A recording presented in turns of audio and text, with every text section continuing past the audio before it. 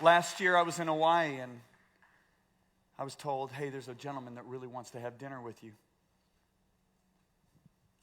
I said, who is he? He said, he's an instructor for the Navy SEALs. I said, set the dinner. This man sat down with me. He's a Jewish man, American Jew. And he was born again as a young man, and he wanted to serve God. So he went to Bible school for 2 years. After Bible school, he started interning at a church, and he got accused of sleeping with a girl in the youth group. He said, John, I didn't do it. He said, but they basically threw me out. I lost everything. 3 years of work down the drain. He said, I loved God, but I really didn't seek God. He said, I started seeking God when I got thrown out, and I lost 3 years of my life. He said, God spoke to me. He said, I didn't call you to ministry. I called you to military. He said, I went to the Army, Air Force, Marines, then I went to the Navy.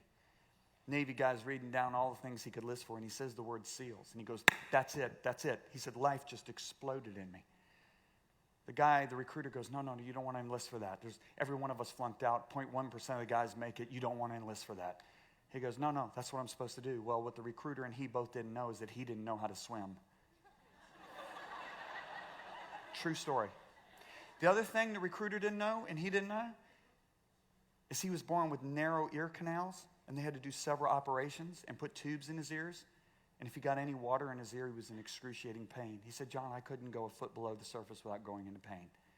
He said, I prayed every day that God would heal my ears. He healed them. I taught myself to swim.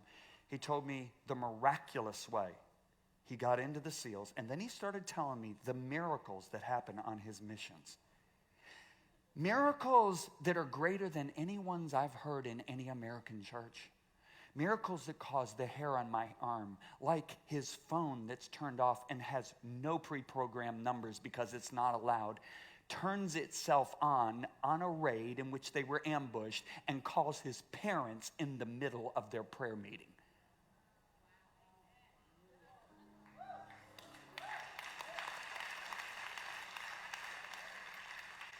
Say, John,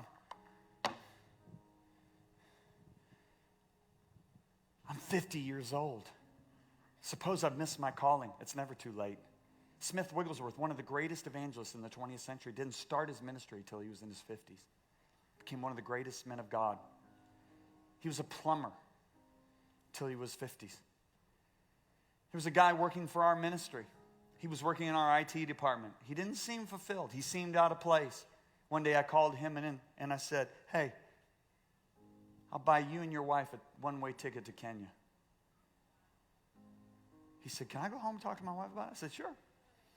Came back next day, said, we're going. Sold everything. He was 55. She was 62. That was 8 years ago.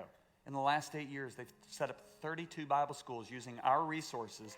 And they only train pastors in the bush. I just met with him. He's just grinning ear to ear. 8 years he's been over there. He's had malaria 17 times. He said, John, I'm dying over there. That's where I belong.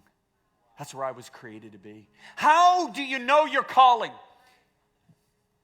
I got a minute left. Okay, here's the deal. I spent a lot of time talking about it in here, okay? Now let me say this. Don't get mad at me, because this is what I'm going to do. I'm gonna share with you that, you see, you got to understand, when you write a book and you write a message, it takes 400 hours. I can't now just go into another hour message, but I do talk about it extensively in there.